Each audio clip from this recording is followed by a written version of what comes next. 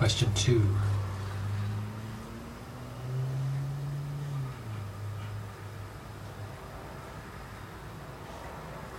What do you think the difference is between deaf culture when you were a young kid and what it is now? Mark saying, compared to now, the past seemed like there was a lot of covering up of deafness. Now it's more visible. For example, I grew up in Native American culture, interacted well with those folks, but then there was interaction in the white culture as well, but I sort of masked myself within that culture. My native background, my native culture,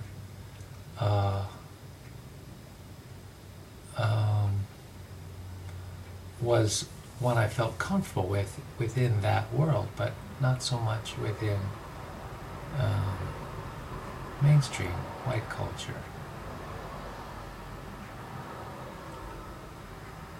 People would ask me, "Are you native?" And I would say, "Yes."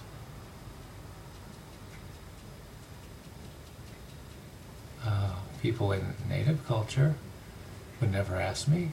At the deaf school, I was not asked. I would be asked whether I could hear, whether I could read lips, but not really much about whether I was native.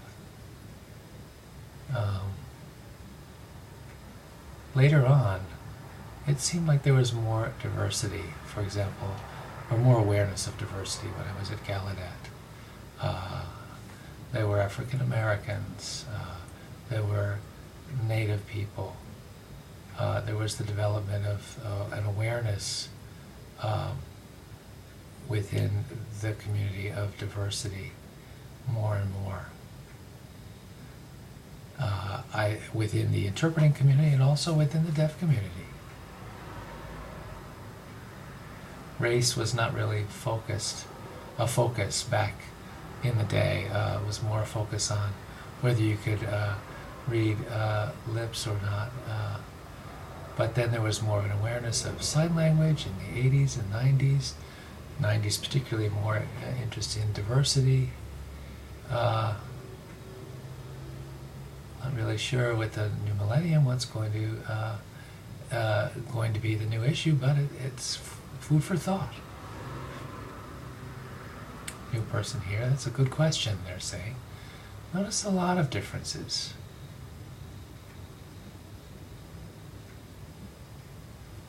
My parents, at the time they were growing up, there were deaf clubs, deaf events, there were movies with captions every week that people could go to and see and socialize with each other.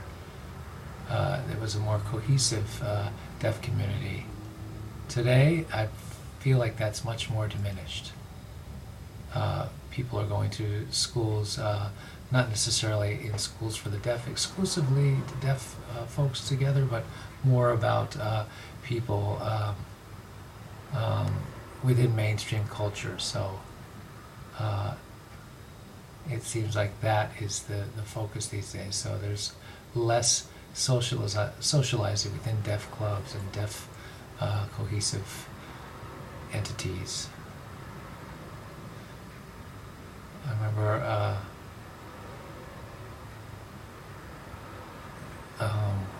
people having to maybe drive 100 miles to leave a note on the door to leave a message for somebody. Now with technology, they can get in touch with each other at the flash of a switch, so it's much different.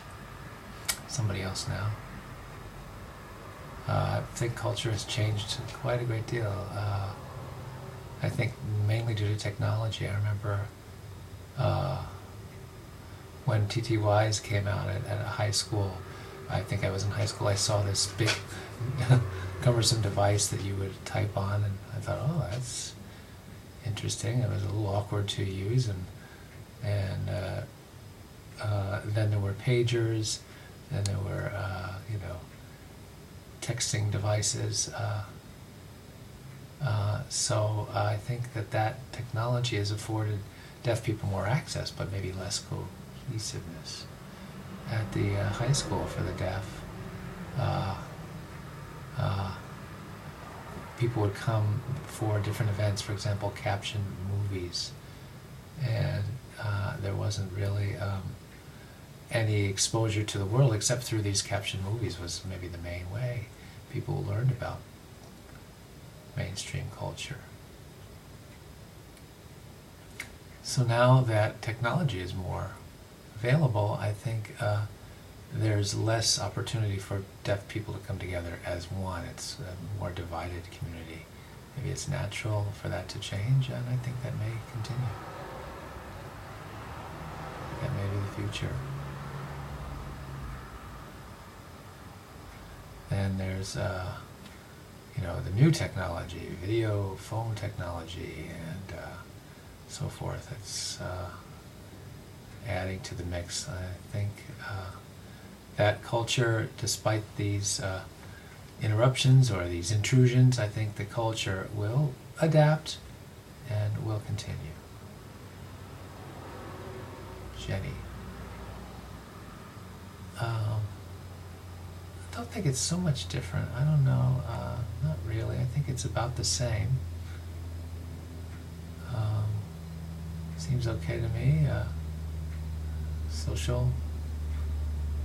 Now Ed.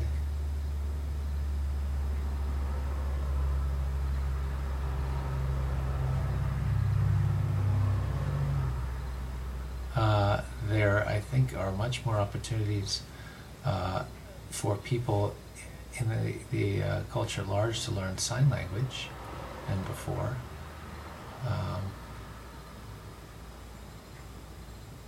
And now there are much more opportunities for deaf people to go to school because of interpreters. I think there's more issue of pride. There was in the past a sense that people had to hide their deafness.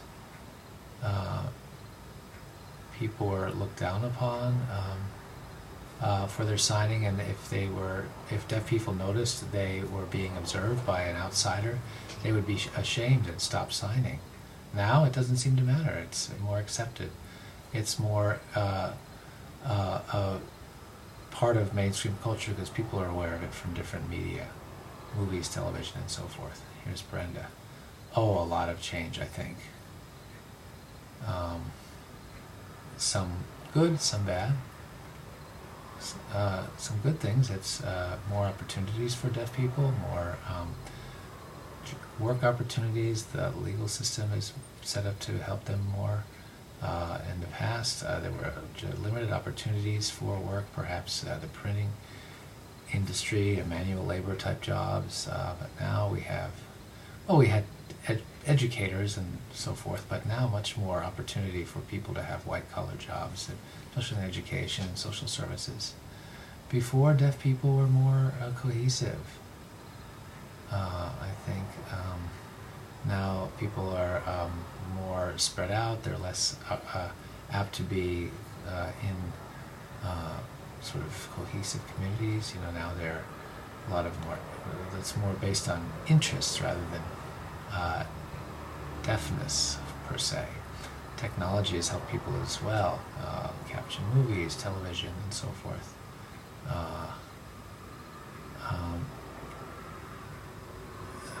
The issue of deaf clubs, I think, is one that's maybe a negative. A lot of them have folded. It's sad in a way. I remember going to that deaf clubs when I was young and just feeling like it was such a special place, and now without those clubs, it feels like something's missing. I wonder if we'll be able to go back to that. I don't know. From that cohesive feeling, and now that we've kind of come the full pendulum away from that, I'm wondering if deaf people will again band together for different reasons, maybe for deaf events or festivals or things like that. Based on the issue of sign language, perhaps as being the focal point. With storytelling and literature and poetry and things like that, like in the past. Maybe it will happen. Maybe we'll go back the pendulum will switch back to that perspective. I'm not sure. I don't know if deaf clubs will be, again, part of the picture, but it's an interesting thought. Question 3.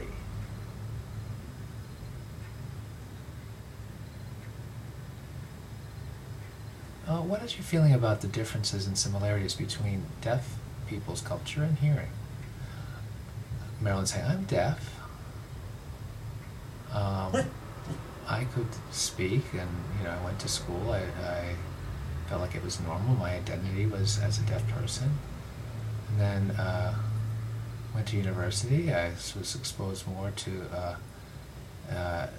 hearing environment, and that's when I started to notice that I wasn't quite the same. The community at Gallaudet, there were a lot of people who were from schools and many that weren't. I remember getting interpreters for meetings and so forth, or for work. At school, people knew sign. At Gallaudet, some of the people in the community at large there, whether it was law enforcement or whatever, pretty much all of them knew sign. That was my world. But then when I went into the work world, Department of Justice, I was the only deaf person at that place. So I thought it was, a challenge, but I felt like it was different. I noticed that there was an opportunity for equality, but it was a way for people to open their eyes to how to communicate with me, and I was able to teach them a little bit of my culture as well. But there was a separation. I felt separated from these people because of the fact that I was deaf and they weren't. So yes, that was one thing I noticed. David's saying the difference between hearing and deaf culture. Thinking deaf people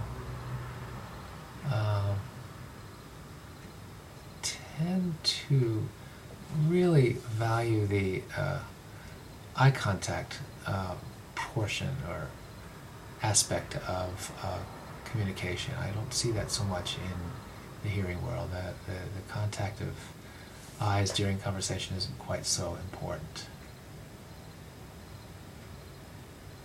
Deaf people are also much more of a tactile. They're not so reticent about touching each other to get attention or whatever. So maybe hugging as a greeting, either to say hello or goodbye. Hearing people are a little bit more standoffish, more less affectionate, I guess, than deaf people. Brenda's saying it's an interesting question. Growing up, I thought. Now remember, I'm from an all-deaf family. I knew of hearing people because I had exposure to them within my family too, but I would go to deaf clubs and see that there were deaf people, and then would play with kids in my neighborhood that could hear. And I did start to notice that they were different, my father explained to me that they could hear, but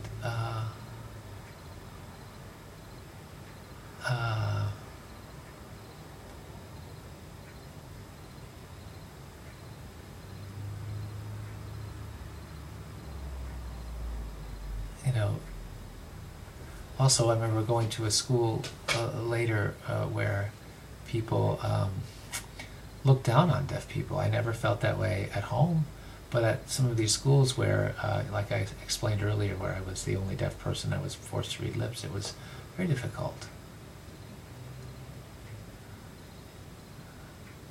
I remember I would teach kids in the neighborhood how to sign, spell. My parents,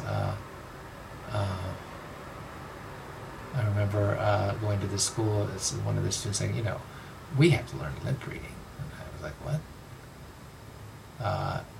And I said, if you don't understand, you could spell. And this was looked down upon by certain people. Uh, and I was excluded.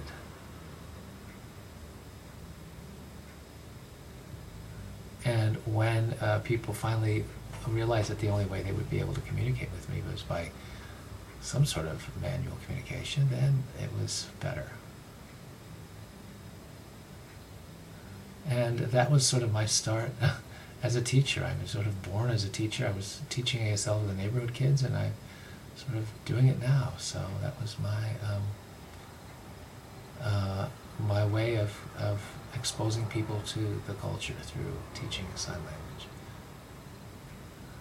As far as difference, it's confusing. I'm not sure why I feel like it's so different. I know people can hear music if they're here and so forth. They have an auditory channel that we don't have, but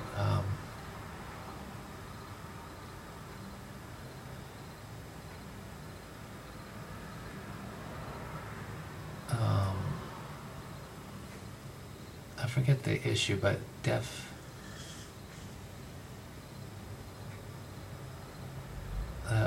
like a different center of learning. So that helped me feel better about myself. Imagine, finally as an adult understanding this. It wasn't psychology, it was just something I figured out on my own. I think that's where it came from. The most important, I think, is the view of the world, from the understanding of the world between deaf and hearing, that the way they keep in touch, the fact that they can hear as a channel for gathering information, that makes it a very different world for them, and that influences behaviors of many sorts.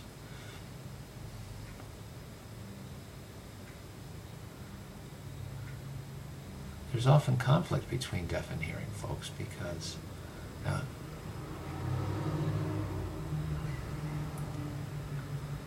I would have a conversation with a boy, and I remember,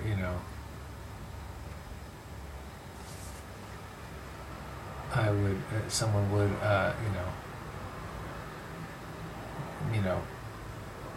feel like they were touched or something, especially a hearing person, it would startle them. And then,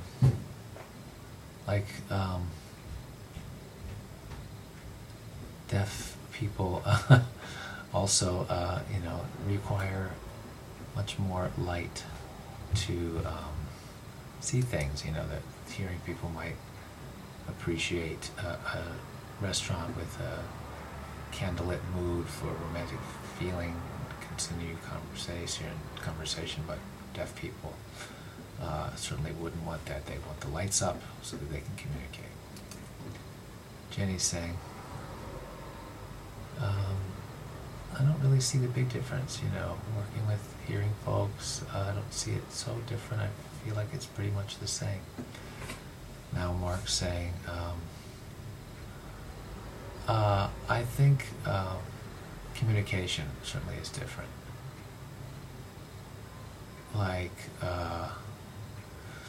In my family, the folks that can hear, I can communicate with them because I grew up with them. I have a way of communicating with them. I'm sort of hearing in that world, I guess. But when I'm with deaf folks, I notice that there's much more difference. And I see how hearing folks are different. When I just kind of put that hat on and I'm more in the deaf world and I'm more into that milieu. We sort of have to shift to a more visual, manual mode of getting information than I would if I was in a hearing environment. So that's the main difference.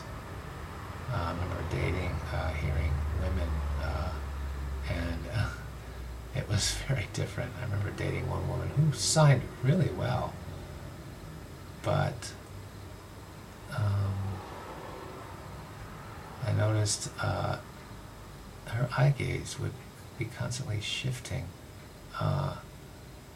almost like her eyes were sort of focusing on what she was hearing, like they were kind of turning back to her auditory sense. And you don't see that when you're one-on-one with a deaf person. You don't see that need to kind of tune into the auditory channel. Question 4.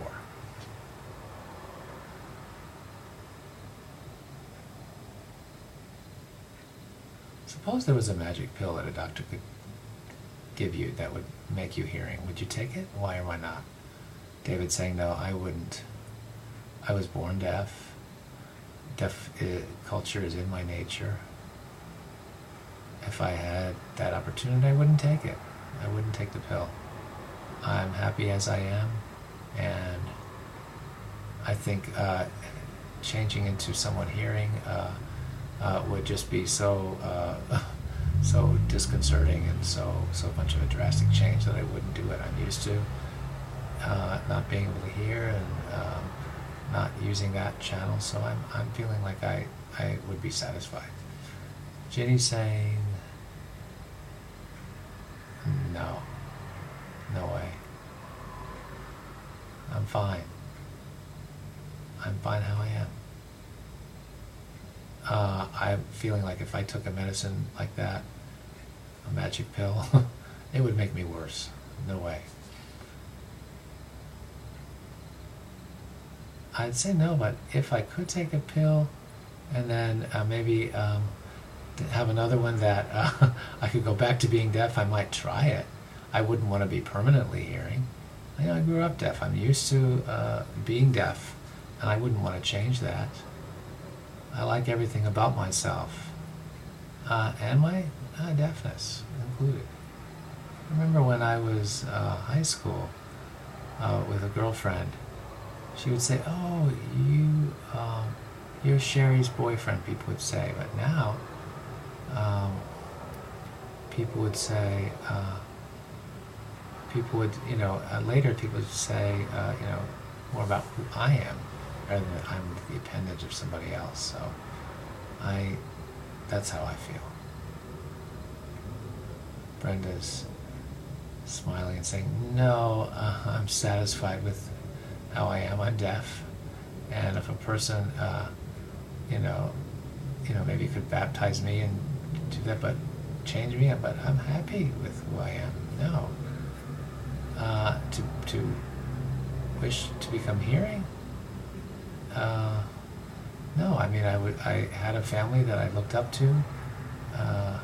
Maybe if I grew up in a family where there was a lot of frustration, a hearing family, it might be something I would want to do, but I never felt that way. I never was exposed to those feelings, so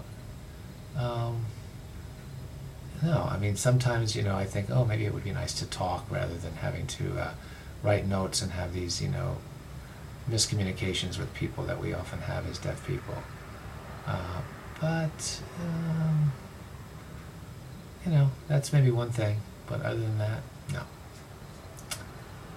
Mark's smiling and saying, I would resist that, I think.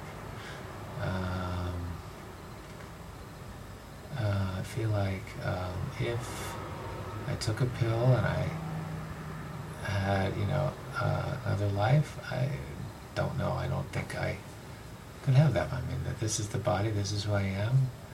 I'm this creature, I can't, replicate that and become another person, like plant another seed. My mental functions maybe could switch over to the hearing mentality, but my body is already pre-wired as a hearing person. My development, my understanding, my awareness, my movement, my facial expression, all of these things which are so valuable to me, I feel like, are all part of me, and part of that is the fact that I don't have the hearing channel. So really, thinking, I perceive the world through my vision, and that's how I am. I'm satisfied with me, and the fact that I'm deaf and that I'm really getting my information through my eyes. That works for me, and I'm happy with it. Marilyn's saying, no, I wouldn't accept that because I've been deaf since, the beginning. That's who I am. Question 5. Suppose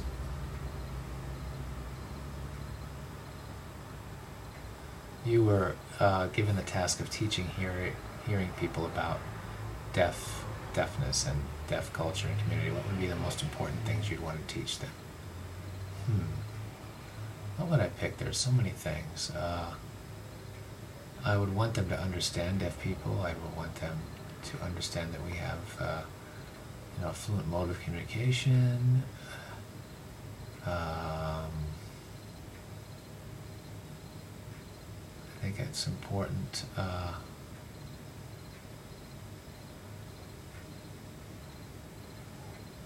to have no barriers to communication. Maybe bringing interpreters in for that. Not having to have to write back and forth.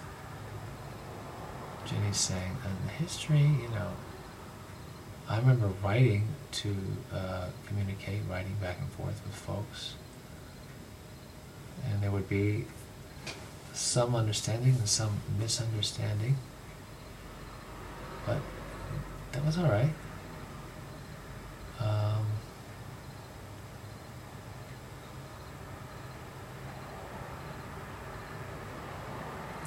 It would be fine. It was easy. Ed saying, the most important thing to teach is to have an open mind.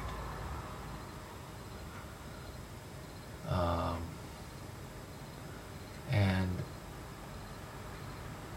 I would bring them to deaf events to see what it's like to be around deaf people, because they need that impression. They need to see deaf people in a community, and it's important that they speak with a deaf person face to face, communicate with them directly in a real environment. And that's how mutual respect is developed. Values are different, yes. Doesn't mean that one is better than the other. That all languages are equal. And, I think people think that, American is best, whiteness is best, English is best, and other things are looked down upon. And that's something we may be used to in this society, unfortunately. It's important to tell hearing people that deaf people have a unique language, unique culture. They have an experienced oppression. They have a world that they learn the same things that hearing people do. And Mark's saying the most important thing is to look, to observe facial expressions, body movements, look at these kinds of things within deaf people.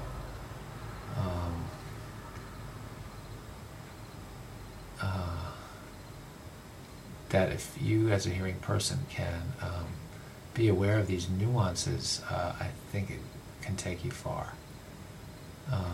People who hear are used to picking up information from changes in tone or volume, but deaf people use visual modes to convey the same thing. Oh, one thing when I teach, Brenda's saying, let me just back up a little bit before I answer it. In the past, I remember a lot of frustration hearing folks not understanding me, the struggle to communicate. And now I think more and more people are actually learning to sign. They're aware of deaf people, and they're more exposed, I think, through media, shows, television, theater, so forth. So that has helped a lot to give hearing people less reticence about communicating or understanding deaf people, instead of being completely in the dark as they were in the past. It has helped them to feel like, we can come to a communication situation from the same perspective. We both want to communicate. I think that's where we can start.